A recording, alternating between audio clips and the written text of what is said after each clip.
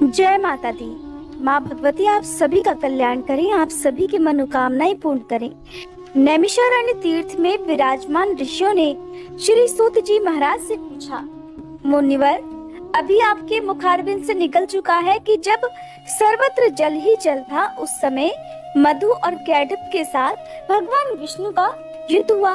5000 वर्षों तक उनका युद्ध चलता रहा। अब प्रश्न ये होता है कि अत्यंत पराक्रमी, किसी प्रकार हार ना मानने वाला और देवता भी जिन्हें ना जीत सके, ऐसे वे दानव उस एकार्णव जल में उत्पन्न हो ही कैसे गए? हे महाप्राज्ञ, वे दानव क्यों उत्पन्न हुए और किस कारण भगवान ने उनकी जीवन लीला समाप्त कर दी? अब यह बताने की भी कृपा कीजिए। ये प्रसंग बड़ा ही विलक्षण जान पड़ता है। तब श्री सूत जी महाराज कहते हैं, महानुभावो, तुम्हारे अंदर जो यह प्रसंग सुनने की इच्छा जाग उठी और मैं कहने के लिए तत्पर हो गया, इससे जगत में मैं और तुम लोग सभी कृतार्थ हो गए। अब सुनो, प्राचीन समय की बात है। त्रिलोकी जलमग्न हो गई। केवल भगवान विष्णु शेष नाग की शैया पर सोए हुए थे। उनके कान की मैल से मधु और कैटभ नामक 2 दानव उत्पन्न हुए। समय अनुसार उस समुद्र में ही वे प्रतापी दैत्य तरुण हो गए। अब इधर उधर जाकर उनका खेलना कूदना आरंभ हो गया। एक समय की बात है, वे स्थूलकाय दानव समुद्र में खेल रहे थे। इतने में ही दोनों भाई मन ही मन सोचने लगे कि बिना कारण कार्य का होना असंभव है। सब जगह तो यही नियम है, आधार के बिना आधे किसी प्रकार ठहर नहीं सकता। हमें तो यही लगता है कि आधार ध्येय भाव सर्वथा सिद्ध है। अब ये अगाध जल किस पर ठहरा हुआ होगा जिस पर हम इतना सुख महसूस करते हैं? किसने इस जल की उत्पत्ति की और क्यों की? इस जल में हम कैसे आ गए, या फिर हम क्यों उत्पन्न हुए हैं? और हमारे जन्मदाता कौन है? अगर हमारे जन्मदाता हैं, तो फिर हमारे जन्मदाता पिता कहाँ हैं? इसी तरह के बहुत सारे प्रश्न उन दोनों के मन में उत्पन्न हुए। फिर उन्होंने निश्चय ये किया कि अब हमें इस बात को भी अवश्य ही जान लेना चाहिए। सूत जी कहते हैं कि स्थिति जानने के लिए इस प्रकार का प्रयास करने पर भी मधु और कैटभ किसी निर्णय पर नहीं पहुंच सके। उस समय मधु अपने भाई कैटभ के पास ही उपस्थित था, तो वह उससे कहने लगा कि भैया मधु, इस जल में हमारी सत्ता कायम रखने वाली भगवती शक्ति है।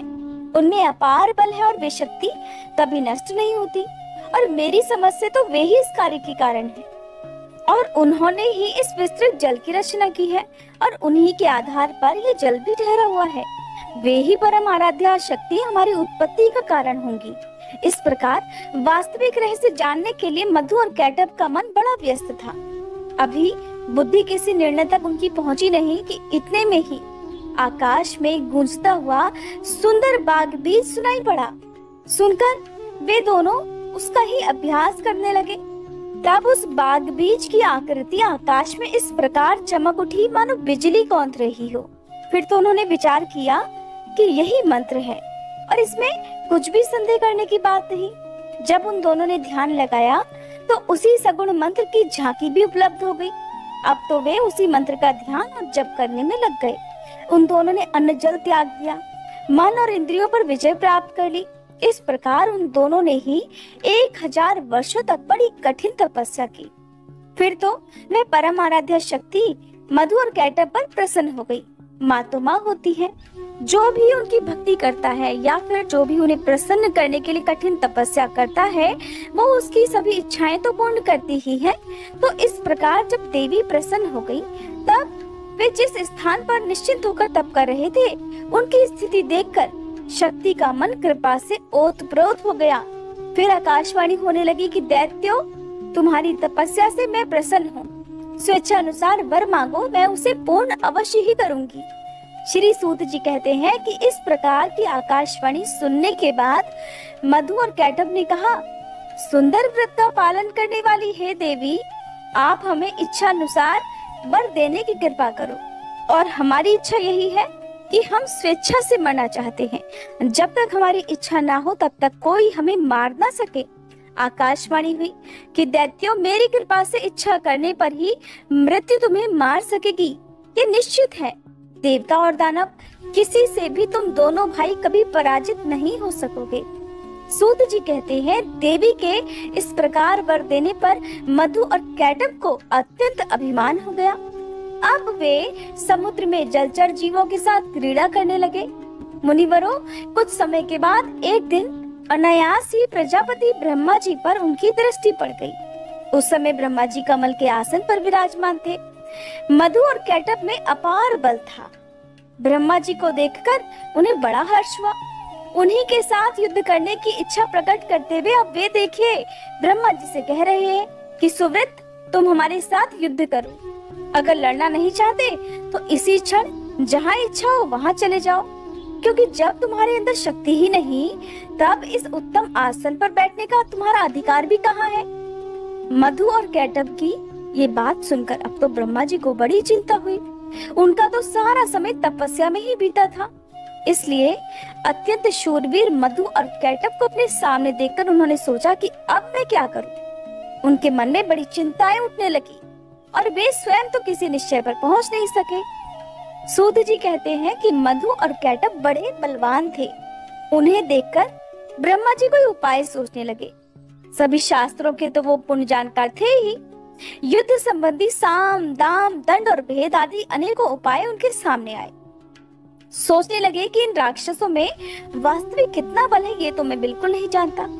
शत्रु का बल जाने बिना युद्ध में प्रवृत्त हो जाना बिल्कुल ठीक नहीं समझा जाता। और ये बड़े काम की बात है जो यहाँ पर इस समय ब्रह्मा जी बता रहे हैं। ये तो दुष्ट है और बड़े अभिमानी है। अगर मैं इनसे विनती करूं तो ये तो निश्चित है कि मैंने स्वयं ही अपनी दुर्बलता प्रमाणित कर दी, यानी कि मैंने इनके सामने हार मान ली। फिर निर्बल सिद्ध हो जाने पर इनमें से कोई एक तो मुझे मार ही डालेगा। इस अवसर पर कुछ देकर भी काम चलाना ठीक नहीं लग रहा, और भेद किया जाए तो किस प्रकार करें। इसलिए अब शेष नाग की शैया पर सोए हुए जो भगवान विष्णु हैं, मुझे इन्हें ही जगाना चाहिए, क्योंकि इनकी 4 भुजाएं हैं, असीम बल है और ये ही अब मेरा दुख दूर कर सकेंगे। इस प्रकार मन ही मन सोचकर ब्रह्मा जी कमल की डंडी पकड़े हुए संतापहारी श्री हरि के पास पहुँचे और उनके शरणापन्न हो गए। उस समय जगत प्रभु श्री विष्णु गहरी निद्रा में सोए हुए थे। अनेक सुंदर शब्दों से संबोधित करके उनकी स्तुति करके ब्रह्मा जी ने उन्हें जगाने के लिए उनकी स्तुति आरंभ कर दी। ब्रह्मा जी के स्तुति करने पर भी भगवान विष्णु की नींद नहीं टूटी। उन पर योग निद्रा का पूरा अधिकार जम चुका था। तब ब्रह्मा जी सोचने लगे, अब तो श्री हरि शक्ति के प्रभाव से पूर्ण प्रभावित होकर खूब गहरी नींद में मगन हो गए हैं, इसलिए ये जाग नहीं सके। अब इस स्थिति में मुझे दुखी देखकर उनका क्या कर्तव्य होता है। अभिमान में चूर रहने वाले ये दानव तो मुझे मारने के लिए मेरे पास ही आ गए हैं। अब मैं क्या करूं? ब्रह्मा जी इस प्रकार बड़ी चिंता में रहे कि मैं कहाँ जाऊं, कोई मेरा रक्षक भी नहीं दिखता। अब ब्रह्मा जी मन ही मन इस तरह सोच रहे थे। बहुत देर सोचा तो उसके बाद एक निर्णय पर वो पहुंचे, एक नतीजे पर वो पहुंचे। तो उन्होंने अपने मन को एकाग्र करके उन्होंने अब उस योग निद्रा की ही स्तुति आरंभ कर दी, जिसके प्रभाव से भगवान विष्णु गहरी निद्रा में लीन थे। उनके मन में ऐसा विचार हुआ कि अब तो केवल भगवती शक्ति ही मेरी रक्षा करने में समर्थ है, जिनके प्रभाव से भगवान विष्णु अचेत से हो गए हैं, हिलडुल तक नहीं सकते। जिस प्रकार मरा हुआ प्राणी शाब्दिक गुणों को समझने में असमर्थ हो जाता है, उसी प्रकार से ठीक वही दशा इस समय भगवान विष्णु की भी हो गई है। नींद से इनकी तो आंखें बंद है और ये कुछ जानते भी नहीं, और इनकी मैंने लगातार इतनी स्तुति की फिर भी ये निद्रा को दूर नहीं कर सके। अब मैं समझा कि इनके वश में निद्रा नहीं है, किंतु ये ही निद्रा के अधीन होकर रहते हैं। जो जिसके वश में रहता है वही उसका अनुचर है, और ये बात बिल्कुल निश्चित है। इससे ये तो सिद्ध हो गया, ये भगवती योग निद्रा इन लक्ष्मीकांत भगवान विष्णु की भी अधिष्ठात्री है। लक्ष्मी जी भी इन्हीं के अधीन हो गई, क्योंकि पतिदेव विष्णु ही जब अधीन हो गए तब उनकी अलग सत्ता कहाँ रह जाती। इससे तो निश्चित यही होता है कि यह अखिल ब्रह्मांड भगवती योग निद्रा के ही अधीन है। मैं, विष्णु, शंकर, सावित्री, लक्ष्मी और उमा, हम सब इन्हीं योग निद्रा के शासन सूत्र में बंधे हैं। इस विषय में आप सोचने विचारने का तो कोई अवसर भी नहीं रहा। जब साधारण मनुष्यों की तरह स्वयं भगवान विष्णु ही इसके प्रभाव से प्रभावित होकर निद्रा में अचेत से हो गए हैं, तब अन्य महात्मा पुरुषों पर इसका तो अधिकार ही नहीं है या नहीं, ये तो विचार ही नहीं उठ सकता। इसलिए अब मैं हो न हो इन्हीं भगवती योग निद्रा की स्तुति करूंगा, जिनकी कृपा से जगकर भगवान विष्णु युद्ध में मेरी सहायता करने में अवश्य ही तत्पर हो जाएंगे। उस समय ब्रह्मा जी कमल पर विराजमान थे। अपने मन में उपर्युक्त विचार करके भगवान विष्णु के अंगों में शोभा पाने वाली उन भगवती योग निद्रा की वे स्तुति करने लगे। ब्रह्मा जी इस प्रकार बोले, देवी, मैं जान गया तुम निश्चय ही इस जगत की कारण रूपा हो।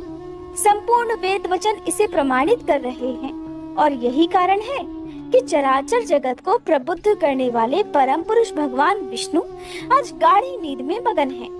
माते, आप तो समस्त प्राणियों के अंतःकरण में निवास करती हो। हे भगवती, आप सगुण रूप धारण करके अपनी लीला प्रकट करती हो। आपके इस कार्य कौशल को कोई भी नहीं जान पाता। मुनिगण संध्या नाम से आपके गुणों की कल्पना करके प्रातः, सायं और मध्याह्न तीनों समय निश्चित रूप से आपके ध्यान में लगे रहते हैं। हे माते, प्राणियों को सत असत का ज्ञान कराने वाली बुद्धि आप ही हो। देवी, देवता जिससे निरंतर सुख का अनुभव करते रहते हैं, वह भी तुम्हारा ही रूप है। आप तो अखिल जगत की जननी हो। मैं दुखी होकर इसका प्रमाण खोजने में प्रयत्नशील था कि इतने में भगवान विष्णु आपके अधीन होकर नींद ले रहे हैं। यही मुझे प्रत्यक्ष प्रमाण मिल गया। इससे अधिक अब सैकड़ों प्रमाणों की आवश्यकता भी नहीं है। देवी, वेदज्ञ पुरुष भी आपको नहीं जान पाते। देवी, यज्ञ में हवन करते समय भी वेदज्ञ पुरुष आपके स्वाहा इस नाम का उच्चारण करते हैं। अगर वे स्वाहा ना कहें तो देवता लोग यज्ञ भाग से ही वंचित रह जाएं। इससे देवताओं को वृद्धि देने वाली तुम्हारी ही सिद्धि हुई। देवी, तुम पहले भी मेरी रक्षा कर चुकी हो और वैसे ही अब इस जगत में इस देव शत्रु कैटब से भी मुझे बचाओ। मैं मधु और कैटब को अत्यंत भयंकर देखकर भयभीत होकर इस समय आपकी शरण में आया हूँ। हे महानुभावे, इस समय भगवान विष्णु तो मेरे दुख को नहीं जानते, ऐसा मुझे अब समझ आ रहा है, क्योंकि वे तो आपकी माया से अचेत होकर जड़वत पड़े हुए हैं। ऐसी स्थिति में अब या तो आप भगवान विष्णु पर से अपना प्रभाव खींच लीजिए या फिर इन दानवराज मधु और कैटब का स्वयं संहार कर दीजिए। इन दोनों में से आपकी जो रुचि हो वही कीजिए। भगवती लक्ष्मी जी भी आपके अधीन है, इसलिए वे भी अपने पतिदेव श्री हरि को नहीं जगा सकी। जान पड़ता है कि उन्हें भी आपके प्रभाव से अकस्मात ही नींद आ गई, जिससे वे परवश की भांति सो गई है, जगती ही नहीं। देवी, आप संपूर्ण जगत की माता हो। सभी के मनोरथ पूर्ण करना तो आपका स्वभाव है। जो लोग अन्य देवताओं की उपासना छोड़कर आपके परायण होकर चरण कमलों में उत्तम भक्ति स्थापित करते हैं, वे बड़भागी जन इस धरातल पर धन्य हैं। भगवती, घी, कांति, कीर्ति आदि मंगलमय वृत्तियां आपके गुण हैं। आप तो दिव्य स्वरूपिणी हो। आपकी शक्ति जो निद्रा है, उसके अधीन होकर वे विष्णु बंदी की तरह असमर्थ से हो गए हैं। आप ही भगवती शक्ति हो। अखिल जगत में आपका ही प्रभाव व्याप्त है। हे माते, आप ही ने युग के आरंभ में विष्णु जी को जगत का पालन करने के लिए उत्तम शक्ति प्रदान की, तब वे समस्त संसार की रक्षा करने में सफल भी हुए। किंतु आज देखिए, वे पराधीन से पड़े हैं। ये निश्चय है कि आपकी जो इच्छा होती है आप वही करती हैं।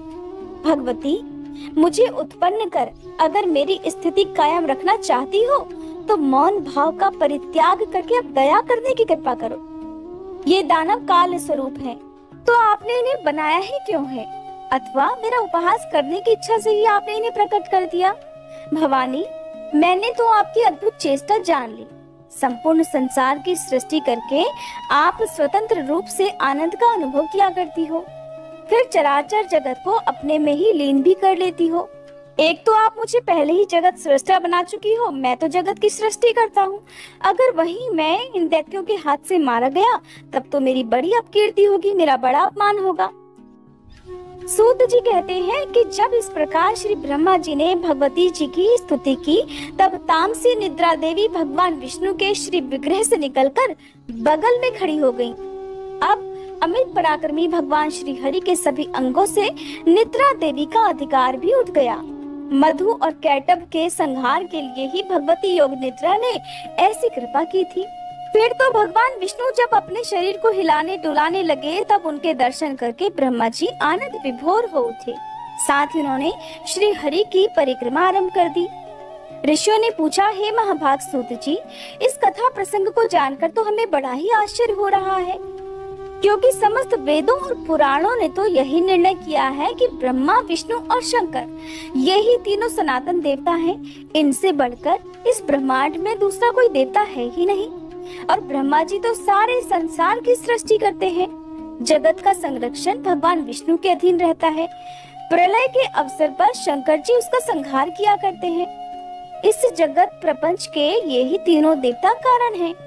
ये वास्तव में एक ही है, किंतु कार्यवश सत्व, रज और तम आदि गुणों को स्वीकार करके ब्रह्मा, विष्णु और शंकर जी के नाम से विख्यात होते हैं। इन तीनों में परम पुरुष भगवान विष्णु सबसे श्रेष्ठ है। ये जगत के स्वामी और आदि देव कहलाते हैं। उनमें तो सब कुछ करने की क्षमता है। दूसरा कोई भी देवता उन अतुल तेजस्वी श्री विष्णु के समान शक्तिशाली नहीं है। फिर ऐसे सर्वसमर्थ परम प्रभु भगवान श्री विष्णु योग माया के अधीन होकर सो कैसे गए? महाभाग, हमें तो ये महान संदेह हो रहा है। इस मंगलमय प्रसंग को सुनाने की कृपा कीजिए।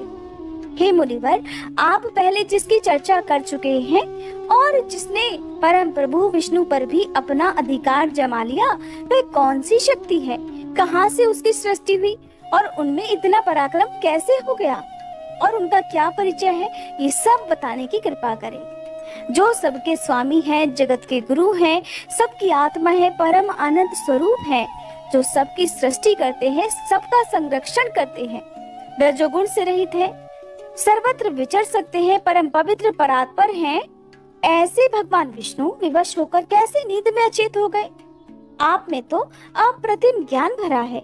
इसलिए हे सूत जी महाराज, हमें ये जो महान संदेह हो रहा है, इसे आप अपनी ज्ञानमयी तलवार से काटने की कृपा करें। श्री सूत जी कहते हैं, मुनिवरों, चराचर सहित इस त्रिलोकी में कौन ऐसा है जो इस संदेह को दूर कर सके? ब्रह्मा जी के पुत्र नारद, कपिल आदि दिव्य महापुरुष भी इस प्रश्न का समाधान करने में निरुत्तर हो जाते हैं। इसलिए हे महानुभावों, ये प्रश्न तो बड़ा ही गहन और विचारणीय है। इसके संबंध में मैं भला कह ही क्या सकता हूँ। जिनसे यह इतना विशाल चराचर जगत उत्पन्न हुआ है, उन भगवान विष्णु को ही वेदों में सर्वांतर्यामी और सबका रक्षक बतलाया है। इसलिए वैदिक सिद्धांत को मानने वाले सभी लोग उन परम प्रभु भगवान नारायण के चरणों में मस्तक झुकाकर उन्हीं की उपासना करते हैं। ऐसे ही कुछ लोग शंकर जी के उपासक हैं। महादेव, शंकर, शशि शेखर, शूलपाणी, वृषभध्वज, कपर्दी और गौरी देहार्तधारी आदि नामों से भगवान शिव वेदों में विख्यात हैं। वे सदा कैलाश पर्वत पर रहते हैं। उनमें सारी शक्तियां निहित हैं। भूतगण उन्हें चारों ओर से घिरे रहते हैं। उन्होंने दक्ष का यज्ञ विध्वंस कर दिया था। महानुभावों, इसी प्रकार अनेकों वेदज्ञ पुरुष प्रतिदिन प्रातः, सायं और मध्याह्न काल में तरह तरह के स्तोत्रों का पाठ करके उनके द्वारा सूर्य की उपासना करते हैं। वे मानते हैं कि संपूर्ण वेदों में सूर्य की उपासना को ही उत्तम माना गया है। उन्हीं महाभाग का नाम परमात्मा भी है। वैसे ही कुछ वेदज्ञ पुरुषों का कहना है कि वेदों में सब जगह अग्नि की उपासना की गई है। विद्वान पुरुष ऐसा कहते हैं कि पुराणों ने भी घोषणा की है कि ब्रह्मा जी में सृष्टि करने की शक्ति है और विष्णु जी पालन करने में समर्थ हैं और शंकर जी संहार करने में कुशल हैं। सूर्य जगत को प्रकाश देते हैं। शेष और कच्छप पृथ्वी धारण किए रहते हैं। अग्नि में जलाने की और पवन में हिलाने डुलाने की शक्ति है। और इन सब में जो शक्ति विराजमान है वही आद्या शक्ति है। उसी के प्रभाव से शिव जी भी शिवता को प्राप्त होते हैं। और अगर यही शक्ति उन सबसे अलग हो जाए तो वे अकेले कुछ भी नहीं कर सकते। इसलिए हे मुनिवरों, विवेकी पुरुष संदेह रहित होकर उस शक्ति की ही उपासना करे। संपूर्ण शास्त्रों से यही बात निश्चित होती है। शक्तिहीन पुरुष चेष्टा रहित हो जाता है, ये तो प्रत्यक्ष ही दिखाई पड़ रहा है। इसलिए संपूर्ण जगत में शक्ति को ही सर्वोपरि समझना चाहिए। श्री सूत जी कहते हैं, जब जगत गुरु भगवान विष्णु के श्री विग्रह से निद्रा दूर हुई, उनके नेत्र, मुख, नासिका, बाहु, हृदय और वक्ष स्थल सभी अंगों से निकलकर उस तामसी देवी ने मूर्तिमान होकर आकाश में स्थान बना लिया और भगवान बार बार जम्भाई लेते हुए उठकर बैठ गए। तब उन्होंने देखा कि वहीं उनके सामने प्रजापति ब्रह्मा जी भयभीत होकर खड़े हैं। फिर तो महान तेजस्वी श्री विष्णु मेघ की तरह गंभीर वाणी में उनसे कहने लगे, पद्मयोनि ब्रह्मा जी, आप जब तब छोड़कर यहाँ कैसे आ गए? भगवान, आप इतने चिंतित क्यों हैं और आपका मन इतना घबराया हुआ क्यों है? तब ब्रह्मा जी ने कहा, भगवान, मधु और कैटभ नामक दो दैत्य आपके कान की मैल से उत्पन्न हुए हैं। उनका रूप बड़ा ही भयंकर है और वे अपार बली हैं। वे दोनों मुझे मारने के लिए यहाँ पर उपस्थित हैं। हे जगत प्रभु, उन्हीं से डरकर मैं आपके पास चला आया हूँ। भगवान, भय से मेरा कलेजा कांप रहा है और चेतना भी लुप्त सी हो रही है। अब आप ही मुझे बचाइए। भगवान विष्णु कहने लगे, ब्रह्मा जी, यहाँ विराजिए। अब आपका भय समाप्त हो गया। वे मूर्ख तो अपनी आयु खो चुके हैं, अभी युद्ध करने के लिए मेरे पास आएंगे और निश्चय ही मैं उनका वध कर दूंगा। सूत जी कहते हैं, इस प्रकार देवाधिदेव भगवान विष्णु श्री ब्रह्मा जी से कह ही रहे थे कि इतने में ही मतवाले मधु और कैटभ दोनों महाबली दानव ब्रह्मा जी को खोजते हुए वहीं आ पहुँचे। मुनिवरों, सर्वत्र जल ही जल था। बिना किसी देरी के ही निश्चित होकर वे दैत्य सामने खड़े थे। उनके सर्वांग में अहंकार भरा हुआ था और वे आते ही ब्रह्मा जी से कहने लगे, अरे दुष्ट, भागकर इसके पास चलाया, क्या इससे बच सकेगा? युद्ध कर, ये तो देखता ही रहेगा और हम तेरे प्राण हर लेंगे। इसके बाद सर्प के फन पर बैठने वाले हम इसे भी मार डालेंगे, किंतु पहले अभी तू लड़ ले, या लड़ना नहीं चाहता तो मैं तुम्हारा दास हूँ, ऐसा कह दे। श्री सूत जी कहते हैं, मधु और कैटभ की ये बात सुनकर भगवान विष्णु उनसे कहने लगे, दानव श्रेष्ठ, तुम इच्छा अनुसार मुझसे युद्ध कर लो। महाभाग, तुम बड़े बली हो और तुम्हें बहुत अभिमान भी हो गया है। अगर युद्ध करने की इच्छा है तो आ जाओ, आज मैं तुम्हारा अभिमान चूर चूर कर दूंगा। सूत जी कहते हैं, भगवान विष्णु के वचन सुनकर मधु और कैटभ की आंखें क्रोध से लाल हो गई। वे बिना किसी सहारे के जल में ही खड़े हुए थे, फिर भी श्री हरि से युद्ध करने के लिए तैयार हो गए। मधु क्रोधित होकर तुरंत ही भगवान से युद्ध करने के लिए आगे आ गया था। अभी कैटभ वहीं ही ठहर गया। दो मतवाले पहलवानों की तरह भगवान विष्णु और मधु मल्ल युद्ध करने लगे। मधु के थक जाने पर कैटभ लड़ने लगता, फिर मधु और फिर कैटभ, इस तरह वे बारी बारी से क्रोध में अंते हुए दैत्य शक्तिशाली श्री हरि के साथ बाहु युद्ध करने में संलग्न हो गए। उस समय श्री ब्रह्मा जी और भगवती शक्ति ये दोनों ही आकाश में खड़े होकर ये सारा दृश्य देख रहे थे। मधु और कैटभ को कुछ भी श्रम नहीं हुआ और उधर भगवान विष्णु थक से गए। जब 5000 वर्षों तक उन दोनों के बीच में युद्ध होता रहा, तब भगवान श्री हरि मधु और कैटभ की मृत्यु के विषय में अब विचार करने लगे। सोचने लगे, अरे मैंने तो 5000 वर्षों तक युद्ध किया, फिर भी इन भयंकर दानवों को बिल्कुल थकान नहीं हुई और मैं थक गया। ये तो बड़े ही आश्चर्य की बात है। मेरा बल और पराक्रम कहाँ चला गया और ये दानव सदा स्वस्थ ही कैसे रह जाते हैं? कौन सा ऐसा कारण इस समय उपस्थित हो गया?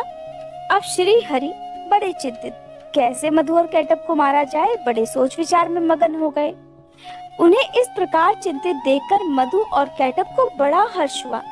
तब वे मतवाले दानव मेघ की तरह गंभीर वाणी में कहने लगे, अरे विष्णु, अगर तुझ में बल नहीं रहा और युद्ध करने से थकान आ गई तो मस्तक तक हाथ जोड़कर ये कह दे कि अब मैं तुम लोगों का दास बन गया।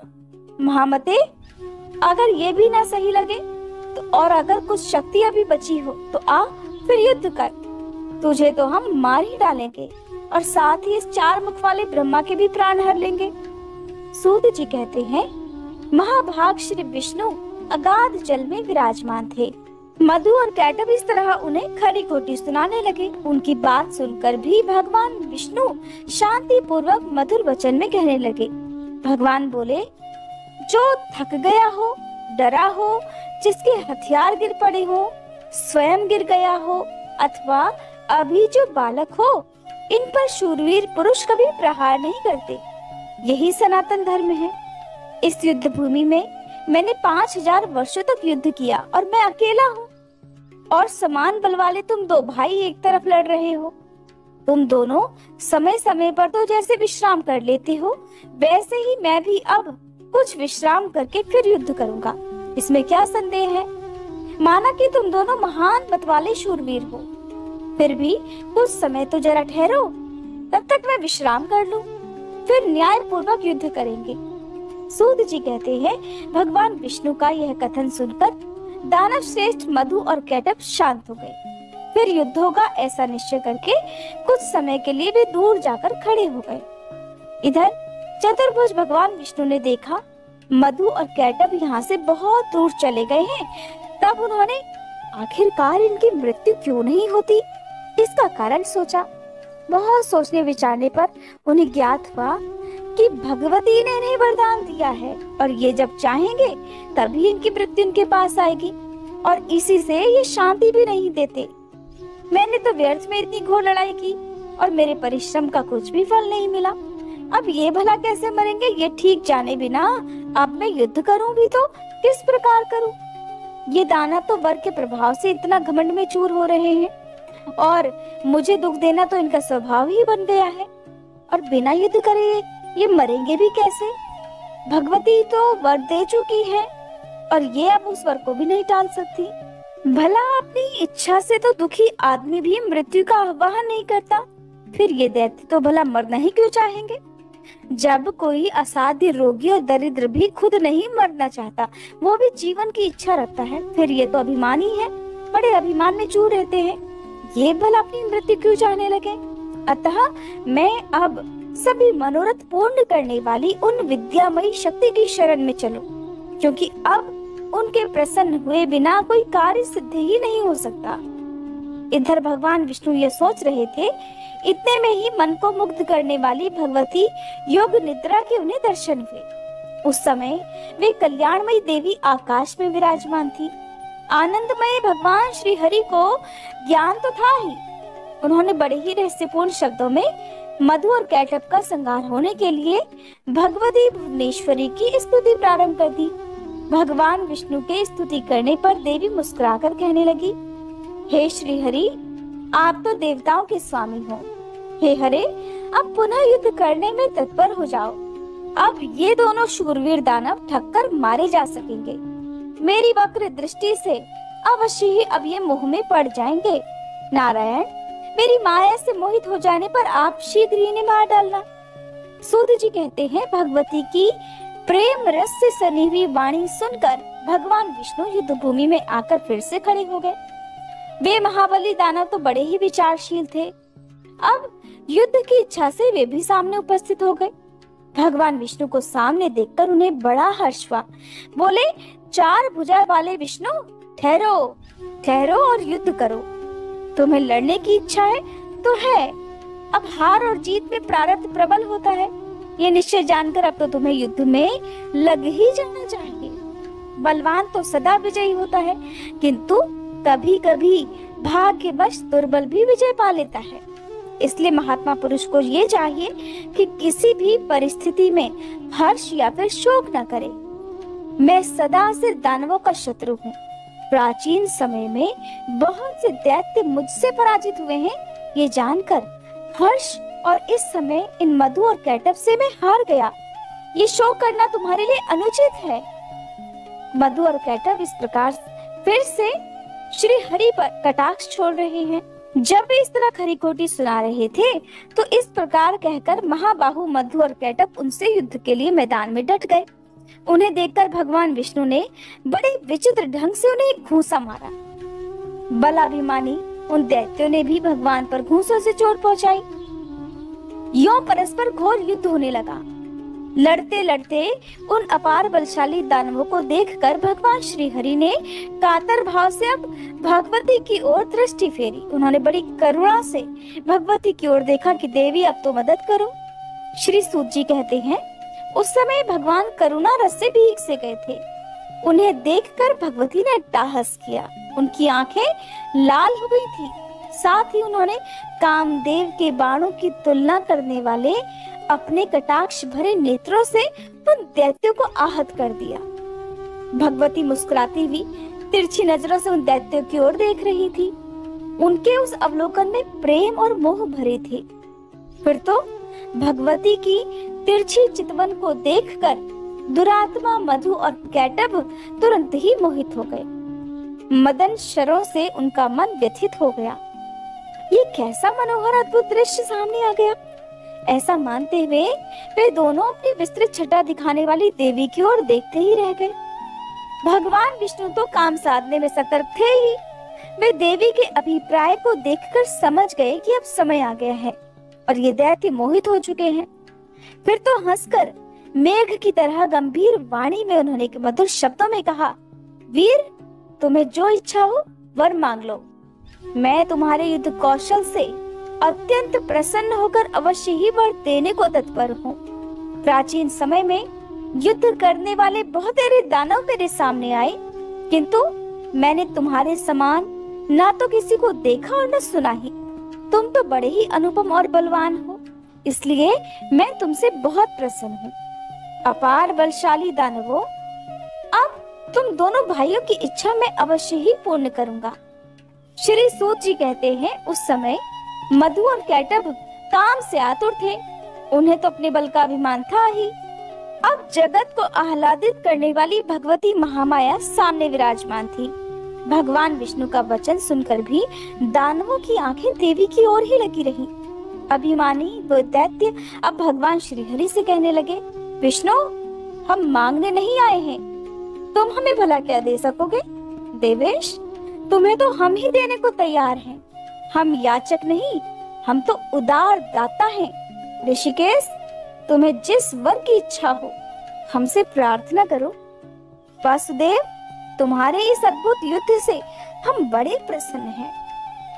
मधु और कैटभ की बात सुनकर भगवान विष्णु ने कहा, अगर तुम लोग अब मुझ पर प्रसन्न हो और वर देना ही चाहते हो तो बस अब आप दोनों मेरे हाथों से मौत स्वीकार कर लो।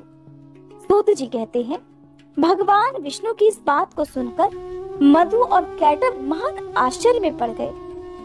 वे तो अब हम ठगे गए कहकर खड़े हो गए। उनके मुख पर अब शोक की घटा गिराई। चारों ओर जल भरा था और कहीं पर भी प्राकृतिक भूमि नहीं दिख रही। अब वे मन में विचार कर भगवान श्री हरि से कहने लगे, जनार्दन, तुम तो देवताओं के स्वामी हो। तुमने भी पहले वर देने की बात कही। तुम कभी झूठ नहीं बोलते, इसलिए अब तुम हमें वर दो और अपना संकल्प निभाओ। माधव, हमारा वर यही है कि जल शून्य विस्तार वाले स्थान पर, अर्थात जिस जगह पर जल ना हो उस जगह पर हमारा वध करो। हमने तुमसे मृत्यु स्वीकार कर ली, किंतु तुम भी वचन का पालन करो। तब भगवान विष्णु ने सुदर्शन चक्र को याद किया। साथ ही वे हंसकर कहने लगे, महाभाग, जल शून्य विस्तृत स्थान पर ही तुम्हें मार रहा हूँ। ऐसा कहकर देवाधिदेव भगवान विष्णु ने अपनी विशाल जांघें फैलाकर जल में ही खड़े होकर जल रहित स्थान मधु और कैटभ को दिखा दिया। साथ ही कहा, इस स्थान पर जल नहीं भरा है, अब तुम अपना मस्तक दे दो। आज से मैं सत्यवादी रहूंगा और तुम भी सत्यवादी रहोगे। भगवान का ये कथन सुनकर उसकी सत्यता पर वे विचार करते रहे। इसके बाद अपने 4000 कोस वाले विशाल शरीर को उन्होंने स्वयं मृत्यु के मुख में डाल दिया। उस समय भगवान ने अपनी जंघाएं सटा ली। ये देखकर मधु और कैटभ को बड़ा आश्चर्य हुआ। उन विचित्र जांघों पर मस्तक रखने के लिए भगवान ने दैत्यों से कहा और उन्होंने मस्तक रख दिए। तब भगवान विष्णु ने उनके मस्तकों को अपने सुदर्शन चक्र से काट डाला। फिर मधु और कैटभ के प्राण पखेरु उड़ गए। उस समय सारा समुद्र उन दैत्यों के रक्त से और मज्जा से व्याप्त हो गया। मुनीश्वरों, तभी से पृथ्वी का नाम मेदिनी भी पड़ गया। इसीलिए मिट्टी खाना निषेध माना जाता है। हे मुनिवरों, आप लोगों ने जो पूछा था वह सारा प्रसंग भली भांति विचार कर मैं कह चुका। इसलिए अब विज्ञ पुरुषों को ये उचित है कि वे विद्या स्वरूपिणी महामाया की ही सदा आराधना करें सभी देवता और दानव भी उस परम शक्ति की ही उपासना करते हैं। त्रिलोकी में भगवती से बढ़कर कोई भी देवी देवता नहीं, ये बात सत्य है।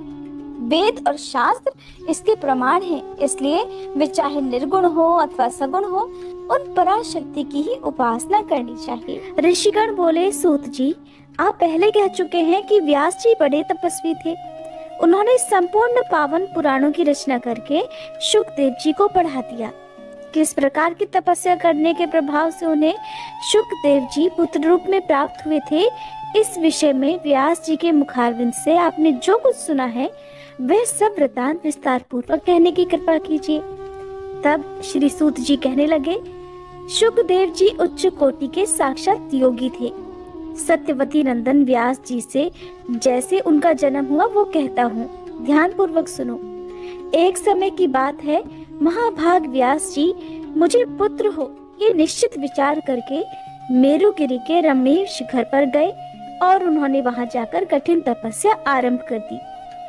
उनके मन में बार बार ये विचार उठता था कि शक्ति की उपासना अवश्य होनी चाहिए। जो शक्ति का पूजन नहीं करता, जगत में उसकी सर्वत्र निंदा होती है। शक्ति का उपासक सदा आदर पाता है। सत्यवती नंदन व्यास जी सुमेरुगिरी के जिस शिखर पर तपस्या करते थे, वहां पर एक बड़ा अद्भुत कनेर का उपवन था। सभी देवता और महान तपस्वी मुनि वहां क्रीड़ा किया करते थे। आदित्य, वसु, रुद्र, मरुत और अश्विनी कुमार तथा अन्य भी ब्रह्म को साक्षात्कार किए हुए मुनिगण वहां ठहरे हुए थे। निरंतर वहां पर संगीत ध्वनि होती रहती थी। फिर तो चराचर संपूर्ण जगत में व्यास जी का तेज फैल गया। उनकी जटाएं अग्नि के समान चमकने लगी। उस समय उनके तेज को देखकर शचीपति इंद्र डर गए। देवराज के मन में ये व्यथा उत्पन्न हो गई। वे भगवान शंकर जी के पास जाकर खड़े हो गए।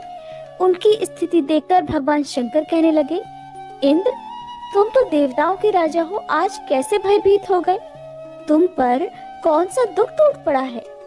तुम्हें कभी भी तपस्वियों के प्रति अमर्घ नहीं करना चाहिए। शक्ति सहित मैं उपास्य हूँ, ये जानकर मुनिगण तपस्या में लगे रहते हैं। वे किसी भी प्रकार दूसरे का अहित नहीं करना चाहते। जब शंकर जी ने देवराज इंद्र से ऐसा कहा, तब वे उनसे पूछने लगे कि भगवान, फिर बताइए व्यास जी क्यों तपस्या कर रहे हैं और उनके मन में क्या इच्छा है? भगवान शंकर कहने लगे, पराशर नंदन व्यास पुत्र प्राप्ति के लिए कठिन तपस्या कर रहे हैं। अभी 100 वर्ष पूरे हो जाते हैं, तब मैं उन्हें सुंदर पुत्र दूंगा। श्री सूत जी कहने लगे, इस प्रकार भगवान शंकर ने देवराज इंद्र से कहा। इसके बाद वे जगत गुरु शंकर व्यास जी के पास गए और कहने लगे, वासवी नंदन व्यास जी उठो, तुम्हें अभी सुंदर पुत्र प्राप्त होगा। अनघ, तुम्हें संपूर्ण तेजों का साकार विग्रह, ज्ञानी, यश का विस्तार करने वाला तथा अखिल जनों का प्रिय पुत्र प्राप्त होने वाला है। उसमें सभी सात्विक गुण उपस्थित रहेंगे, साथ ही वह सत्य पराक्रमी भी होगा। श्री सूत जी कहते हैं, भगवान शंकर की मधुमयी वाणी सुनकर महाभाग सूत जी उनके चरणों में मस्तक झुकाने लगे और फिर वे अपने आश्रम को चले गए। बहुत वर्षों के कठिन परिश्रम से वे थक गए थे। पुत्र उत्पन्न करने के लिए जो अरणी अर्थात कामिनी विख्यात है, वो तो आज मेरे पास है नहीं, परंतु मैं किसी स्त्री को स्वीकार भी कैसे करूं? क्योंकि स्त्री तो पैरों को जकड़ने वाली श्रृंखला ही है। स्त्री चाहे पुत्र उत्पन्न करने में कुशल, पतिव्रत धर्म के पालन में निपुण और रूपवती भी क्यों न हो, है तो वह बंधन स्वरूप ही। वो अपनी इच्छा के अनुसार सुख भोगना पसंद करती है। गृहस्थ का जीवन बड़ा ही संकटमय है, फिर अब मैं उसे कैसे स्वीकार करूं? मुनिवर व्यास जी ऐसा सोच ही रहे थे कि इतने में ही घृताची नाम की अप्सरा दिव्य रूप धारण किए हुए उन्हें दिखाई दी। उस समय वह मुनि के समीप ही आकाश में खड़ी हुई थी। अप्सराओं में उसका सर्वोच्च पद था। अब मुझे क्या करना चाहिए? अगर मैं इसे स्वीकार कर लेता हूँ तो अनेकों तप करने वाले महात्मा मेरी हंसी उड़ाएंगे। जो कुछ भी हो, उत्तम सुख देने वाला तो गृहस्थ आश्रम ही है।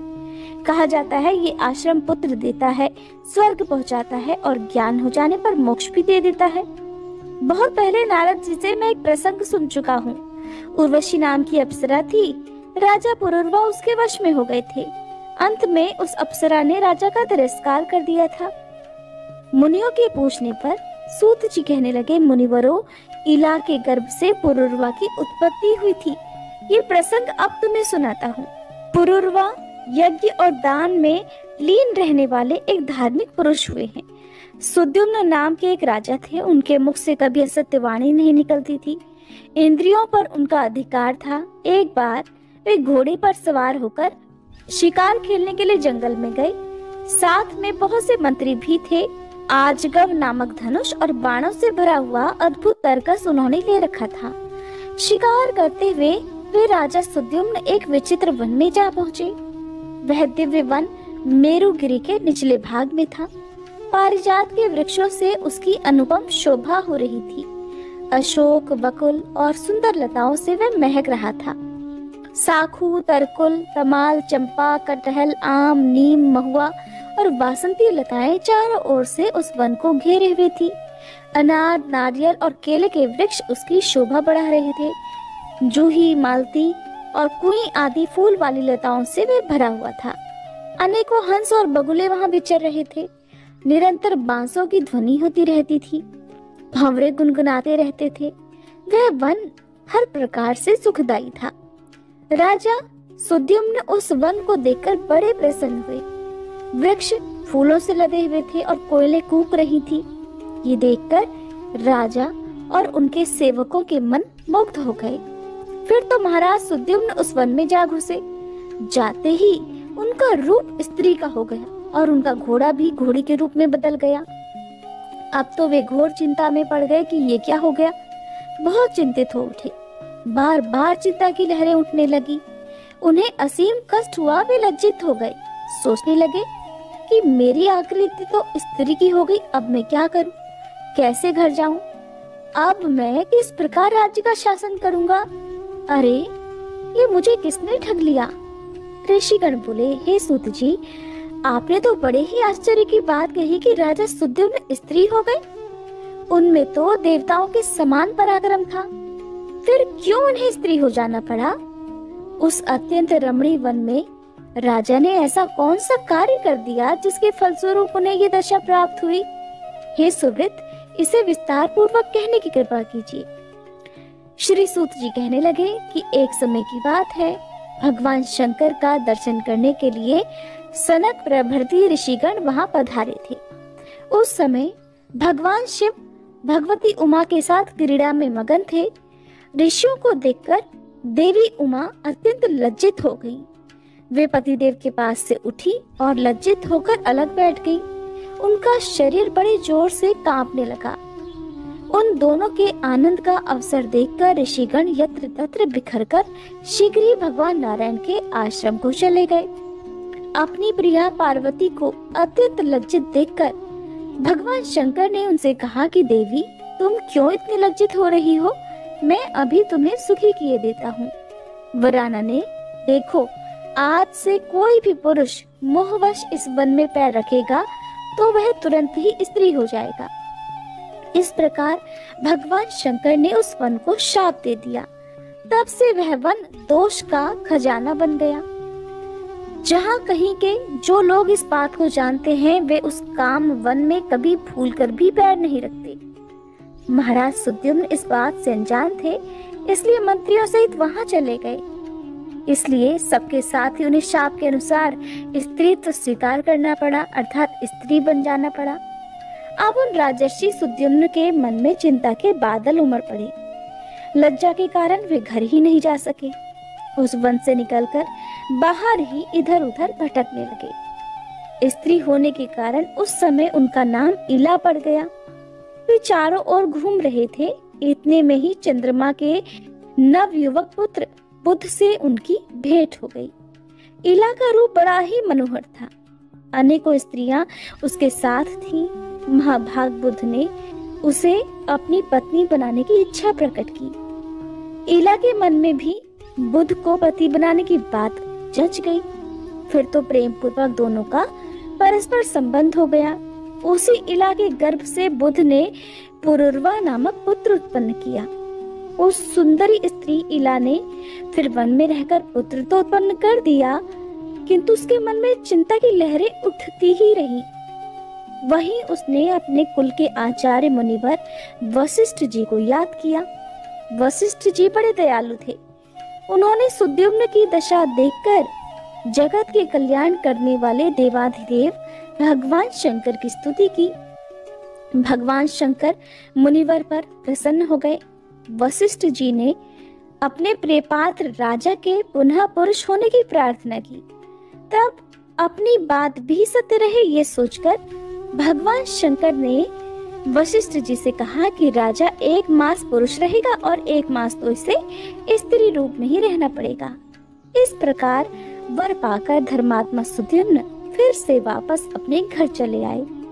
वशिष्ठ जी की कृपा से उन्होंने राज्य की व्यवस्था आरंभ कर दी। जब वे स्त्री हो जाते उस समय महल में रहते थे और पुरुष रहते समय उनके द्वारा राज्य का अनुशासन होता था। उस समय प्रजामंडल में अशांति फैल गई। ऐसे राजा उन्हें अप्रिय से जान पड़ते थे, जो कभी शासन करते कभी महल में रहा करते। समय आने पर पुरुरवा की युवा अवस्था हो गई। अब राजा सुद्युम्न उन्हें राजगद्दी पर बैठाकर खुद वन को चले गए।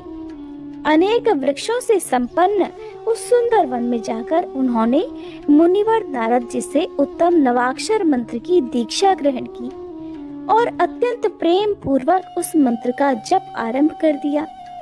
फिर तो सबका उद्धार करने वाली गुणमयी भगवती योग माया राजा पर प्रसन्न हो गई। सिंह पर बैठकर वे राजा के सामने प्रकट हुई। उनका दिव्य रूप बड़ा ही मनोहर था। दिव्य रूप धारण करने वाली उन देवी के दर्शन पाकर स्त्री बने हुए राजा सुद्युम्न की आंखें आनंद से खिल उठी। उन्होंने बड़ी प्रसन्नता के साथ सिर झुकाकर भगवती जगदम्बिका को प्रणाम किया और उनकी स्तुति आरंभ कर दी। इला ने कहा, हे भगवती, मैंने आपके सुप्रसिद्ध दिव्य रूप की झांकी पा ली। इस रूप से अखिल जगत का कल्याण हो जाता है। माता, देवगण जिसकी उपासना करते हैं तथा मुक्ति देना और मनोरथ पूर्ण करना जिसका स्वभाव ही है, उस आपके चरण कमलों में मैं मस्तक झुकाती हूँ। जगदम्बिके, जब देवता और मुनिगण ये सब भी आपके स्वरूप के संबंध में सम्यक प्रकार से निर्णय नहीं कर पाते, तब पृथ्वी पर रहने वाला साधारण मनुष्य भला उसे कैसे जान सकता है। हे दयामयी, आपकी दयापूर्ण दृष्टि पड़ने पर ही आपके संपूर्ण प्रभाव समझ में आते हैं। देवी, आपके वैभव को देखकर मुझे बड़ा आश्चर्य हो रहा है। जब ब्रह्मा, विष्णु, महेश, इंद्र, सूर्य, चंद्रमा, अग्नि, वरुण, पवन, कुबेर तथा वसुगण तक आपके संपूर्ण गुणों से अपरिचित हैं, तब गुणहीन मनुष्य क्यों कर उन्हें समझ सकता है। माते, भगवान विष्णु महान तेजस्वी हैं, तब भी संपूर्ण संपत्ति प्रदान करने वाला लक्ष्मी जी के रूप में आपका जो सात्विक स्वरूप है उसे ही वे जानते हैं। ब्रह्मा जी आपके राजस रूप से और शंकर जी तामस रूप से परिचित हैं। कहाँ तो मैं प्रचंड मूर्ख और कहाँ आपका ये अद्भुत प्रभावशाली परम प्रसाद। मेरे लिए ये कितना असंभव है। हे भवानी, आपका कृपापूर्ण चरित्र समझ में आ गया। अनन्य भक्ति से उपासना करने वाले सेवकों पर दया करना आपका स्वभाव ही है। जब आपने लक्ष्मी रूप से विराजमान होकर इनसे संबंध स्थापित किया, तभी से ये श्री विष्णु मधु दैत्य को मारने में समर्थ हुए। फिर भी ये प्रसन्नता पूर्वक आपसे व्यवहार नहीं कर पाते, अपितु चरण दबवाते हैं। इसका रहस्य तो ये है कि आपका हाथ अग्नि के समान तेजस्वी है। उससे स्पर्श कराकर वे अपने पैरों को पवित्र बनवाते हैं ताकि पृथ्वी का भार संभाल सके।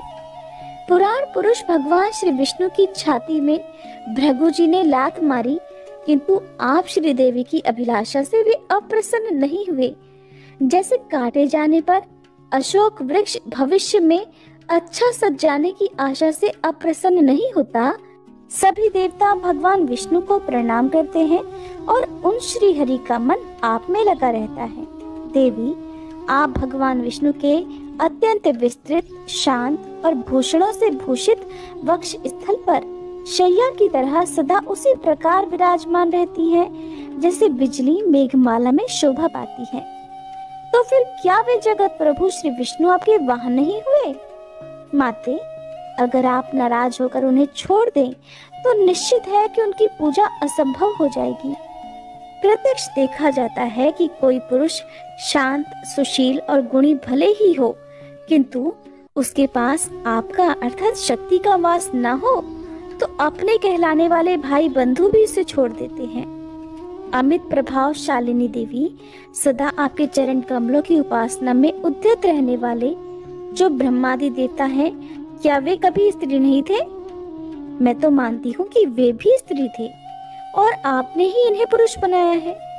माते, मैं आपकी शक्तियों का कहाँ तक और कितना वर्णन करूं? जब आप पुरुष को स्त्री और स्त्री को पुरुष बनाने की शक्ति रखती हो, तब मुझे भी पुरुष बना देने की कृपा कर दो। तब देवी ने प्रसन्न होकर इला को पुरुष बना दिया। इसके बाद सुद्युम्न ने कहा, देवी, मेरे मन में तो ऐसी कल्पना उठती है कि आप न स्त्री हो न पुरुष हो, न निर्गुण हो न ही सगुण, अथवा आप जो कोई भी हो, मैं भक्ति भाव के साथ अनवरत आपको प्रणाम करता हूँ। माता, यही अभिलाषा है कि आपके प्रति मेरी ये भक्ति सदा बनी रहे। श्री सूत जी कहते हैं, इस प्रकार स्तुति करके राजा सुद्युम्न भगवती के शरणागत हो गए। भगवती ने बहुत प्रसन्न होकर उन्हें अपने धाम में भेज दिया। इस प्रकार भगवती जगदम्बिका के कृपा प्रसाद से राजा उस परम पद के अधिकारी हो गए जहाँ से फिर वापस लौटना नहीं होता, और देवता लोग भी जिस पद के लिए हमेशा लालयित रहते हैं। सुद्युम्न के स्वर्ग सिधारने पर पुरुरवा राज्य करने लगे। वे महान गुणी और प्रजा की प्रसन्नता में सदा प्रयत्नशील रहने वाले थे। प्रतिष्ठानपुर बड़ा ही रमणीय नगर था, उसी में उनकी राजधानी थी। प्रजा की रक्षा में सदा संलग्न रहने वाले तथा संपूर्ण धर्मों के ज्ञाता पुरुरवा के हाथ में अब शासन सूत्र आ गया। वे अमित उद्यमशील थे, प्रभु शक्ति तो उनमें थी ही। साम दाम दंड भेद सब उनके अधीन रहते थे। उनके राज्यकाल में सभी वर्ण अपने अपने आश्रम धर्म का पालन किया करते थे। महाराज पुरुरवा ने तरह तरह के यज्ञ किए जिनमें प्रचुर दक्षिणाएं बांटी गईं। उनके रूप, गुण, वैभव, सदाचार, स्वभाव और शक्ति की बात सुनकर उर्वशी उन पर आसक्त हो गई। उसने राजा पुरुरवा को अपना पति बनाना चाहा। वह अप्सरा ब्रह्मा जी के शाप से मर्त्यलोक में आई हुई थी। राजा पुरुरवा को गुणी समझकर उन्हें उसने वरण किया, और उसने राजा के सामने ये शर्त रख दी कि राजन, तुम्हारे पास ये 2 मेढ़े रहते हैं, इनकी तुम्हें रक्षा करनी होगी। मैं हर दिन घी खाऊंगी, इसके सिवा मेरा दूसरा कोई भी भोजन नहीं होगा। महाराज, मैथुन के अतिरिक्त मैं तुम्हें कभी नग्न नहीं देख सकूंगी। राजन, अगर ये शर्त कभी भंग हुई तो मैं तुम्हें छोड़कर चली जाऊंगी, और मैं ये बात बिल्कुल सत्य कहती हूँ। राजा ने अप्सरा उर्वशी की बात स्वीकार कर ली। तब शाप से उद्धार पाने के लिए वह प्रतिज्ञा पूर्वक वहां रहने लगी। उस समय राजा की बुद्धि और मन का एकमात्र विषय उर्वशी ही बन गई थी। वे उस पर इतने आसक्त हो गए थे कि उसके बिना क्षण भर भी रहना उनके लिए असंभव हो गया। इस प्रकार कई वर्ष बीत गए। देवराज इंद्र स्वर्ग में थे, उन्होंने उर्वशी को वहां नहीं देखा। तब वे गंधर्वों से कहने लगे कि गंधर्वों, तुम सब लोग उर्वशी को यहाँ लाने का प्रयास करो।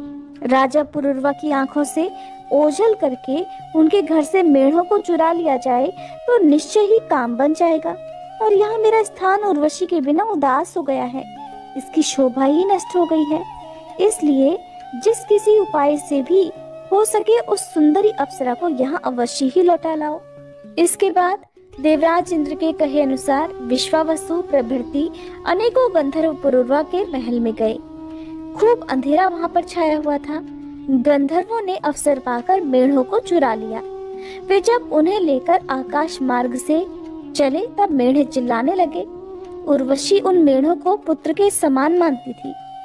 उनकी चिल्लाहट सुनकर वह क्रोधित हो गई। साथ ही उसने राजा से कहा कि इन मेढ़ों को सुरक्षित रखने की तुमने तो प्रतिज्ञा की थी, किंतु राजन, आज तुम्हारे विश्वास में आकर मैं नष्ट हो गई। ये मेढ़े मुझे अपने पुत्र के समान ही प्यारे थे, इन्हें चोरों ने चुरा लिया और अब तुम स्त्री के समान आंखें मूंदे पड़े हो। तुम नपुंसक हो, केवल अपने मन में ही वीर बने रहते हो, और तुम जैसे पति के साथ रहकर मैं तो चौपट हो गई। अरे, ये दोनों मेढ़े मुझे प्राणों के समान प्रिय थे, किंतु आज ये मेरी आंखों से ओझल हो गए। इस प्रकार उर्वशी विलाप करने लगी। उसे उदास देखकर अपनी सुध बुध खोए हुए राजा पुरुरवा निर्वस्त्र ही नंगे पैर चोरों के पीछे दौड़ पड़े। ठीक उसी समय राजभवन के सामने ही गंधर्वों की प्रेरणा से बिजली चमक उठी। राजा जाने की उतावली में थे और अप्सरा ने उन्हें निर्वस्त्र ही देख लिया।